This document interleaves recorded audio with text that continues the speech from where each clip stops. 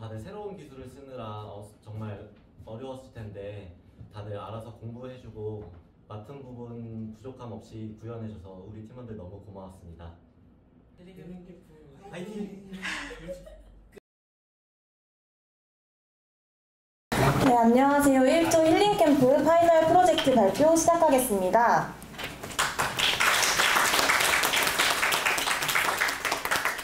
발표는 소프트웨어 개발 생명주기의 4단계인 기획, 설계, 개발, 그리고 기능 순으로 진행하겠습니다. 첫 번째로 기획 단계입니다. 저희 프로젝트와 팀을 소개하고 협업 방식에 대해 설명드리겠습니다. 프로젝트 소개입니다. 저를 힐링 버튼으로 쓰세요는 힐링을 주제로 한 SNS 웹 플랫폼입니다. 바쁜 현대사회에서 위로와 안정을 찾는 전세계 모든 사람들을 대상으로 개인의 일상과 고민을 공유하며 다른 사용자들로부터 공감과 응원을 받을 수 있는 소통의 장을 제공합니다. 또한 13개국 언어 동시 통역 및 음성 변환 서비스를 통해 전세계의 사용자들 간의 유익한 상호작용과 문화 교류를 촉진시키는 것을 목표로 합니다. 다음으로 저희 팀원들을 소개하겠습니다. 팀장 방현석, 팀원 김선준, 김호일, 양소율, 전준호, 정현수로 구성되어 있습니다. 다음으로 저희 프로젝트 협업 방식에 대해 설명드리겠습니다. 저희는 팀 협업을 위해 GitHub를 활용하였는데요. 작업을 시작하기 전 작업 내용에 관한 이슈를 등록하고 어사인을 추가하여 작업을 할당하였습니다. 이때 각 이슈에는 라벨을 부여하였고 이슈에 대한 논의나 피드백은 댓글로 남겨 팀원들과 소통하였습니다. 탐색적 테스트를 통해 결함을 발견할 경우 버그 리포트를 등록하여 문제를 공유하였습니다. 이를 통해 팀원들이 코드를 개선하고 버그를 신속하게 처리할 수 있었습니다. 저희는 한정된 시간 안에 최선의 결과를 도출하기 위해 스크럼 방식을 적용하여 매일 회의를 통해 진행 상황을 점검하고 리소스를 효율적으로 분배하였습니다. GitHub 프로젝트를 활용하여 작업 현황과 진행도를 쉽게 파악하고 일정을 효과적으로 관리할 수 있었습니다. 두 번째로 설계 단계입니다. 본격적인 개발에 들어가기 앞서 기획 단계에서 도출된 요구사항들을 기반으로 산출물들을 도출했습니다. 우선 요구사항 정의서입니다. 서비스를 중심으로 사용자의 기능 및 비기능 요구사항을 설계하고 개발 우선순위를 부여하였습니다. 다음으로 유즈케이스입니다. 사용자의 관점에서 시스템의 요구사항과 기능을 기술하고 범위를 명확히 정의하여 누락된 요구사항이 없는지 점검하였습니다. 다음으로 ERD입니다. 저희는 MySQL과 MongoDB 두 가지 데이터베이스를 사용하였지만 회원 정보는 공유되기 때문에 동일한 ERD에 표기하였습니다. 다음으로 와이어프레임입니다. 피그마를 활용하여 웹페이지의 전반적인 구조와 레이아웃을 정의하고 사용자 경험 및 사용자 인터페이스를 설계하였습니다.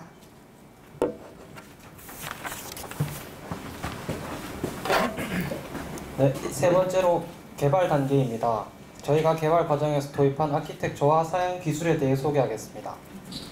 다음은 저희 팀이 프로젝트에서 사용한 기술 스택입니다. 다음은 저희 시스템 아키텍처를 소개하겠습니다. 서버 구성은 총 3개의 서버로 구성되고 퍼블릭 서버에서는 주로 프론트엔드 기술을 활용하고 나머지 프라이빗 2개 서버에서는 백엔드 기술을 중점적으로 구현하고 있습니다. 총 3개의 데이터베이스와 1개의 오브젝트 스토리지가 구성되어 있고 각 서버와 효율적으로 연동되어 운영되고 있습니다. 하나의 로드 밸런스를 사용하여 클라이언트의 요청을 각 서버로 적절하게 분산시켜 안정성과 효율성을 보장했습니다. 또 하나의 게이트웨이를 통해 외부 통신을 안정적으로 관리하여 내부 네트워크의 보안을 강화했습니다. 다음으로 아키텍처 특징에 대해 설명하겠습니다. 초기 웹푸시 중심의 프로젝트에서 다양한 기능들이 추가됨에 따라 각 기능의 독립성 확보와 확장 요구사항을 유연하게 대응하기 위해 서비스 지향 아키텍처로 구성하였고 특히 노드 서버를 통해 I/O 중심의 서비스 구현 효과를 극대화했습니다. 각 기능의 독립성 덕분에 트러블 발생 시 유연하게 관리 대응하고 빠르게 기능 업데이트나 수정을 통한 빠른 배포가 가능했습니다. 또한 서버를 퍼블릭과 프라이빗 존으로 나눠 외부 위협을 줄이고 중요 데이터는 프라이빗하게 보호하며 필요할 때만 특정 게이트웨이로 외부와 통신이 하도록 설계하였습니다. 다음으로 저희 프로젝트의 CI/CD에 대해 소개해드리겠습니다. 저희는 도커와 젠킨스를 활용하여 개발 환경을 표준화하여 배포를 일관되게 구현했습니다. 또한 로드 밸런싱을 최적화해 균일한 트래픽을 분산을 구축하였고 SSH 키젠 프로그램으로 서버 간 안전한 통신을 보장했습니다. 또한 젠키스 전용 다양한 플러그인을 활용하여 빌드 프로세스를 정교하게 조정하였으며 배포 자동화 및 서버 최적화를 실현했습니다. 결론적으로 저희 CI/CD 전략은 효율성, 안정성 그리고 보안성을 중심으로 구축하였고 그 결과 빠르고 안정적인 서비스 배포가 가능하게 되었습니다. 다음으로 저희 프로젝트에서 웹PC를 구현하기 위해 HTTPS를 사용하게 된 배경과 그 중요성에 대해 발표하겠습니다. 먼저 이 기술의 중요성을 간략히 설명하자면 HTTPS는 사용자의 데이터베이스를 보안을 강화하고 FCM과 호환되며 웹사이트의 신뢰도를 높여 사용자에게 안전한 환경을 제공합니다. 다음으로 이 기술을 사용하게 된 배경에 대해 설명하겠습니다. 초기 프로젝트에 도입된 웹푸시 알림용 풀링 방식은 효율적이지 않았습니다. 따라서 파이어베이스 클라우드 메시징 도입을 결정했고 이를 위해 도입이 필수적이었습니다. 초기 프로젝트에서 구매한 도메인을 사용하여 인증서는 레스 엔크립트를 발급받아 로드 밸런싱과 함께 웹푸시 알림을 최적화할 수 있었습니다. 다음으로 저희 프로젝트에서 사용된 주요 데이터베이스 기술인 레디스와 몽고DB를 비교 및 레디스를 사용하게 된 이유에 대해 설명해 드리겠습니다. 먼저 레디스와 몽고DB는 현대 애플리케이션 개발에서 널리 사용되는 NoSQL 데이터베이스로 비정형 데이터의 저장에 처리에 적합하다는 특징을 가집니다. 레디스는 인메모리 데이터베이스로 빠른 세션 및 캐시 관리를 가능케 하며 이번 프로젝트에서는 백엔드 서버의 중앙 세션 관리에 활용되었습니다. 반면 몽고DB는 도큐먼트 지향적인 비정형 데이터를 유연히 다루며 이번 프로젝트에서는 대량의 채팅 데이터를 저장 및 조회에 활용되었습니다. 두 데이터베이스 모두 스탠드얼론 서버를 채택하여 이중화나 고가용 기능 없이 단독 서버로 동작되고 있습니다. 이는 두 데이터베이스의 공통적인 운영 특징이긴 하나 두 데이터베이스 간의 50원의 과금 차이가 발견하였고 이로 인해 DB 낭비에 대한 우려가 있었습니다. 허나 이번 프로젝트는 읽기 중심의 DB 워크로드를 가졌고 빠른 조회가 필요했습니다. 스케일 그리드 연구에 따르면 레디스가 몽고DB보다 읽기 성능이 월등히 뛰어남을 위 그래프에서 확인할 수 있었고 초기에 몽고DB로 데이터 관리를 계획했으나 레디스의 성능과 안정성, 몽고DB의 잠재적 과부하로 발생할 비용을 고려해 50원의 추가 비용이 들더라도 투자하는 것이 합리적이라 판단하였고 사용하였고 그 결과 안정적 서버 환경을 구축할 수 있었습니다.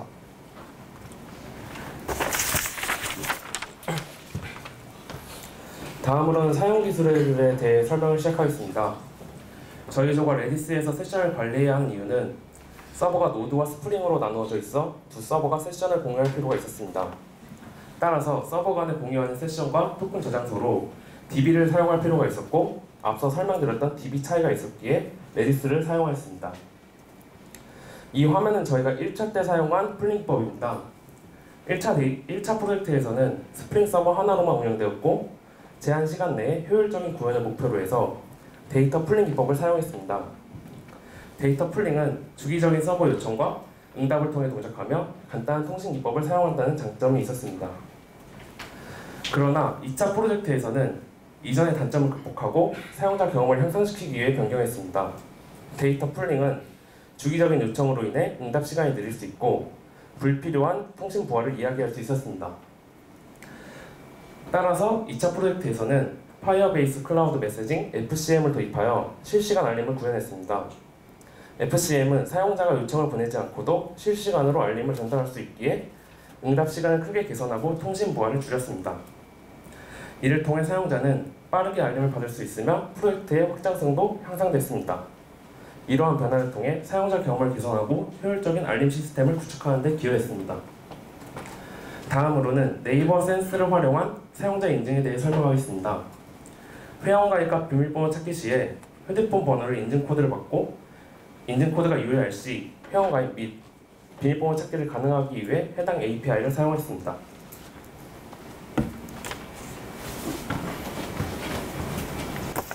다음으로는 몽고DB를 사용한 이유를 설명드리겠습니다. 저희는 채팅 및 알림 로그 DB로 몽고DB를 채택하였습니다.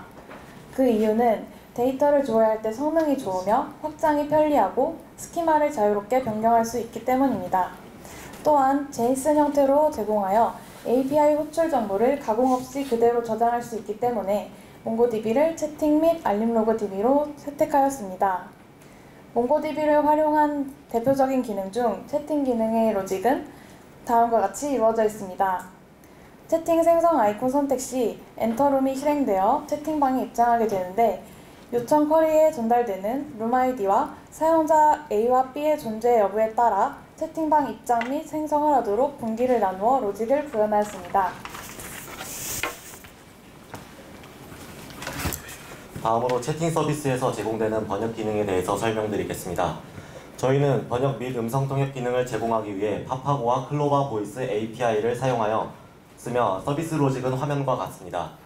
간단히 요약하자면 파파고를 이용한 텍스트 번역 결과를 클로바 보이스로 음성 합성해 음성 통역 결과를 생성하여 사용자에게 제공하였습니다. 현재 저희 서비스에서 텍스트 입력에 대한 번역과 통역만 제공하지만 추후 STT API를 추가하게 될 경우 음성 입력에 대한 동시 통역 서비스 또한 제공할 수 있습니다. 기존 프로젝트에서는 타임리프로 UI를 구현하였었습니다. 타임리프를 이용해 페이지를 구현한 결과 특정 HTML 코드를 재사용하는 코드가 한 페이지에 최대 6개까지도 존재했었습니다. 타임리프의 경우 HTML을 재사용 가능하긴 하였으나 코드를 완전히 동일하게 재사용하여야 했기에 범용성이 떨어졌고 CSS와 자바스크립트 또한 해당 부분의 소스 파일을 별도로 분리해 사용할 때마다 함께 로드해야 하는 불편함이 있었습니다. 또한 새롭게 추가할 채팅 서비스의 경우 새로운 채팅이 생기거나 번역할 때 해당 채팅의 엘리먼트를 추가 또는 변경하게 되어 리렌더링이 비교적 자주 발생할 것이 예상되어 효율적인 리렌더링 방식이 요구되었습니다. 따라서 저희는 타임리프에서 리액트로 마이그레이션 하였습니다. 그 결과 리액트의 스타일드 컴포넌트를 활용하여 HTML, CSS, 자바스크립트를 통합해 컴포넌트를 모듈화하여 재사용성을 높일 수 있었으며 리액트의 버추얼 DOM으로 엘리먼트를 관리하여 추가 또는 변경된 엘리먼트만 효율적으로 리렌더링 할 수 있었습니다. 또한 리액트 생태계의 다양한 라이브러리를 통해 직접 구현하지 않고도 동적인 UI를 이용자에게 제공할 수 있었습니다. 기존 프로젝트에서는 서버 사이드 렌더링 방식으로 구현했었을 때 페이지와 상관없이 로그인 유저의 데이터를 세션에서 꺼내어 사용하는 경우가 많았었습니다. 따라서 리액트로 마이그레이션 하였을 때에도 로그인 유저의 데이터를 전역적으로 사용할 것이 예상되었기 때문에 상태관리 라이브러리인 리덕스를 사용하였습니다. 리덕스를 사용하지 않았을 경우 화면의 그림과 같이 하위 컴포넌트에서 데이터를 사용할 경우 상위 컴포넌트에서 해당 데이터를 연쇄적으로 전달해야 하지만 리덕스를 사용할 경우 리덕스 스토어에서 바로 데이터를 받아올 수 있었기 때문에 상태 관리를 더욱 효율적으로 할 수 있었습니다. 또한 저희는 프론트와 백 사이의 API 요청을 리덕스 사과를 통해 관리하였습니다. 이로 인해 컴포넌트 코드에서 API 요청을 하지 않고 액션이 실행되었을 때 미드웨어로 API 요청을 한 뒤 응답 데이터를 리듀서에 전달하여 상태를 업데이트했습니다. 결과적으로 API 요청과 관련된 코드를 컴포넌트와 분리하여 결합도를 낮추어 코드 가독성과 유지 보수성을 높일 수 있었습니다. 다음으로 프로젝트 진행 중 겪었던 겪었던 문제 상황과 그에 대한 해결 과정을 공유하겠습니다. 채팅 번역 서비스에서 온클릭 이벤트를 통해 수동으로 번역 요청 시 목표 언어가 선택한 언어로 정상적으로 요청되나 소켓 이벤트를 통해 채팅 수신 시 자동으로 번역 요청할 경우 목표 언어가 항상 초기 설정 언어로 설정되는 이슈가 있었습니다. 이를 해결하기 위해 목표 언어의 상태를 관리하는 유즈 스테이트 변수를 추적해보니 목표 언어의 상태는 정상적으로 변경되나 소켓 이벤트에서 스테이트를 사용할 때만 항상 초기 값을 로드하고 있었습니다. 또한 유즈 스테이트 대신 리덕스 스테이트로도 변경해 보았으나 같은 증상이 발생하였습니다. 원인을 리서치한 결과 유즈 스테이트의 특성에 따른 원인이 있었음을 발견할 수 있었습니다. 리액트 공식 문서에서 설명하기를 유즈 스테이트는 스냅샷과 같이 동작하는 특성을 갖고 있었습니다. 따라서 온클릭 이벤트의 경우 클릭한 시점에 이벤트가 발생하므로 해당 시점에 최신 스테이트를 로드할 수 있지만 소켓 이벤트의 경우 채팅 컴포넌트가 초기 렌더링 할 시에 등록되어 이벤트 감시를 유지하기 때문에 등록 시점의 스테이트, 즉 초기 값만을 로드하는 것이었습니다. 이를 해결하기 위해 목표 언어를 유즈 스테이트가 아닌 유즈 레퍼런스로 관리하였습니다. 유즈 레퍼런스의 경우 객체를 반환하고 이 객체의 단일 프로퍼티를 통해 상태값을 저장하기 때문에 참조 변수처럼 사용할 수 있어 이벤트 실행 시점과 관계없이 항상 목표 언어의 최신 상태값을 로드할 수 있었습니다.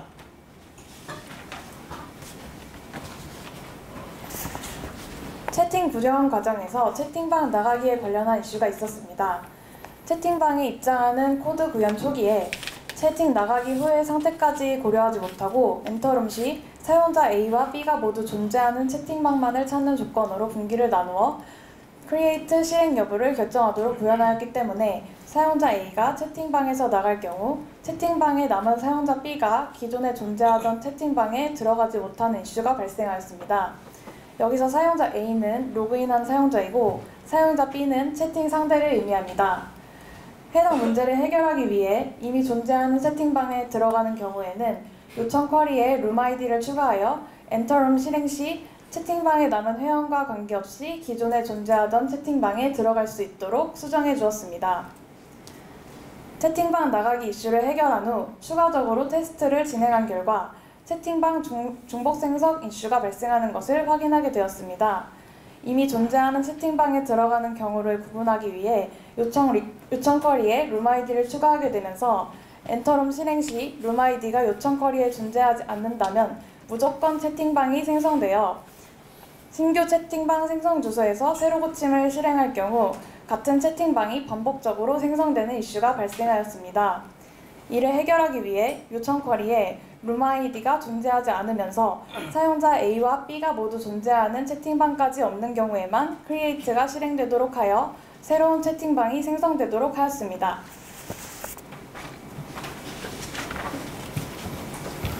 다음으로 레디스 및 레디스와 노드.js 버전 관련 이슈에 대해 발표드리겠습니다. 저희조는 DB 관리의 편리성과 비용적인 이유로 레디스 모드를 심플 모드로 전환할 시에 문제점을 발견하였고 레디스 4 버전을 지원하는 노드 모드는 18 이상인데 우분투 18은 노드 18을 호환하지 않는다는 문제점을 발견하였습니다. 따라서 우분투 서버 버전을 20으로 업그레이드했고 NVM을 통한 노드 설치 및 레디스와 노드 호환 문제를 해결하였습니다.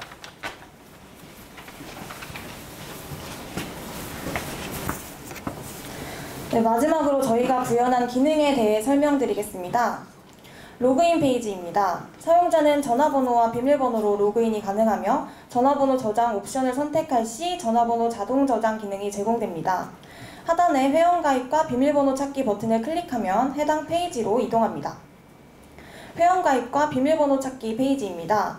사용자는 이름, 전화번호, 비밀번호 등의 정보를 입력하여 회원가입을 진행합니다. 전화번호 입력 시 SMS 인증을 통해 본인 인증이 진행되고 이미 가입된 전화번호인지 확인합니다. 전화번호 인증이 완료되어야 가입하기 버튼이 노출됩니다. 비밀번호 찾기에서도 마찬가지로 SMS 인증이 진행되며 사용자는 전화번호 인증이 완료된 후 비밀번호를 변경할 수 있습니다. 사용자가 로그인을 완료하면 저희 서비스의 메인 페이지인 마이 페이지가 노출됩니다. 상단의 헤더는 로고와 메뉴, 알림바로 구성되어 있고 메뉴를 선택할 시 해당 페이지로 이동됩니다. 마이 페이지 중앙 부분에서는 본인이 작성한 게시글과 댓글 목록들을 확인할 수 있습니다. 좌측 상단의 검색창을 통해 서비스에 가입되어 있는 모든 사용자들을 검색할 수 있습니다. 회원 정보를 나타내는 프로필 박스의 상단에는 1일 홈페이지 방문자 수를 집계해서 표시합니다.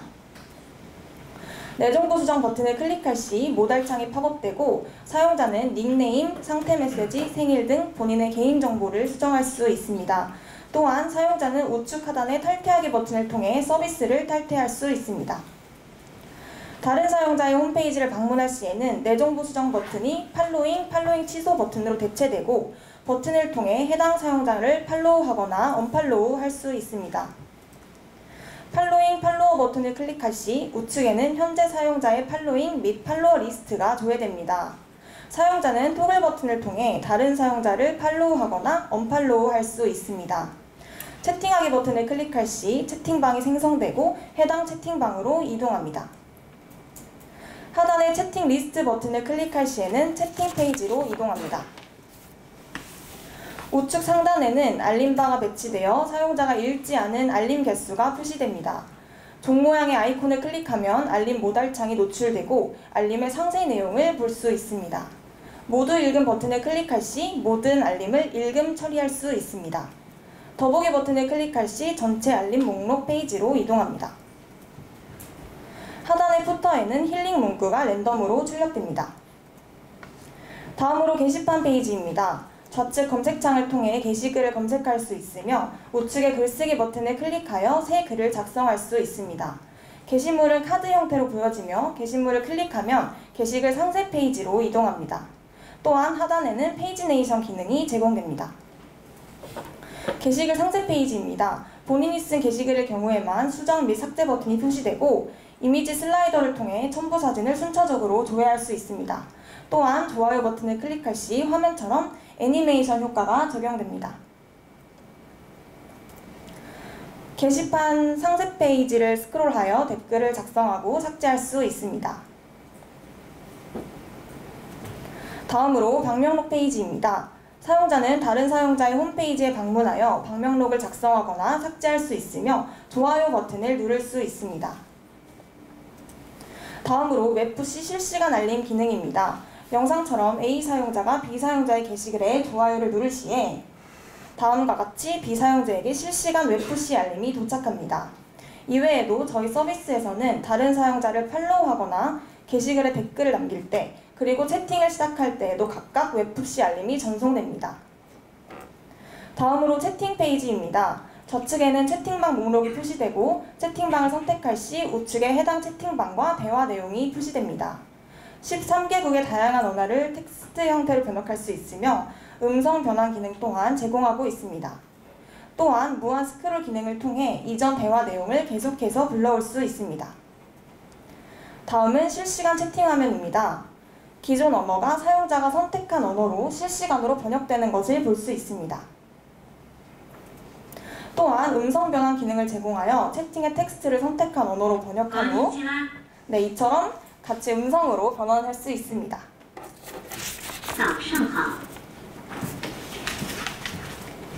마지막으로 채팅방의 무한 스크롤 기능입니다. 영상처럼 이전 대화 내용을 계속해서 불러올 수 있습니다. 네, 이상으로 저희 프로젝트 발표는 마치고요. 질의응답 시간을 갖도록 하겠습니다.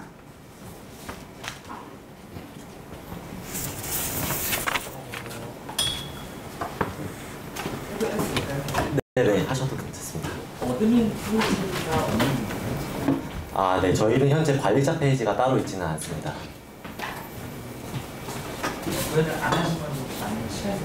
아직 시간이 부족해서 관리자 페이지까지 만들 여력은 없었습니다.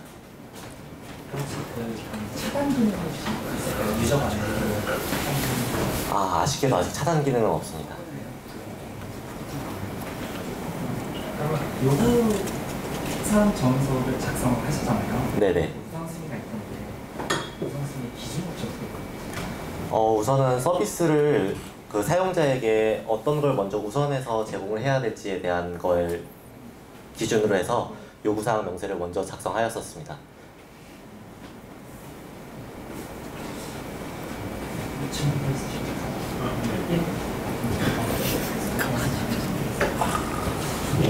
잘 봤고요.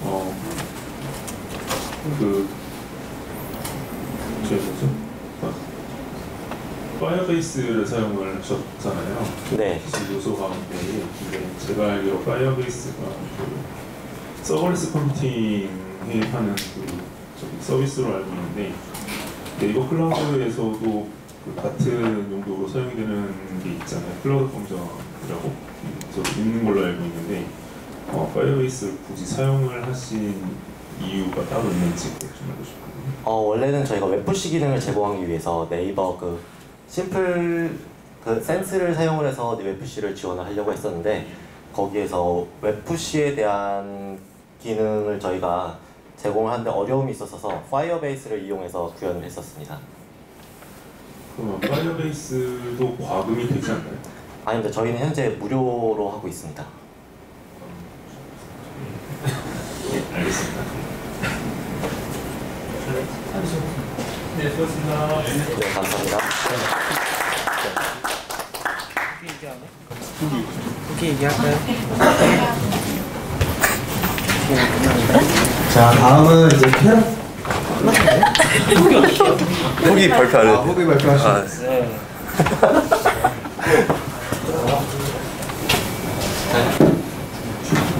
네, 팀장 박영선입니다.